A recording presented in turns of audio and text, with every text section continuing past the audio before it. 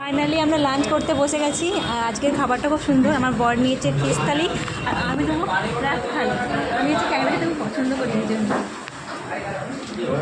জান তোমার কতটা খেতে পেয়েছে? একটুখানি ওর আজকে বেশি খেতে পাইনি, আসলে আমার বেশি খেতে পেয়েছে ওর থেকে। তো আমার থালি এখন পর্যন্ত আসেনি।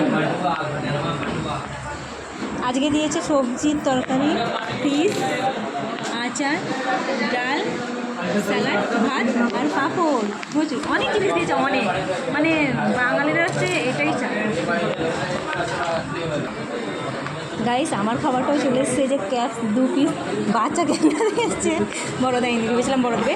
আর আমার এই আছে ডাল, চেঞ্জ আছে হ্যাঁ, আচার, সবজি, এটা হচ্ছে আলু ভাজা, স্যালাড, ভাত, পাঁপড়। তো আজকে সেই জমিয়ে খাবো।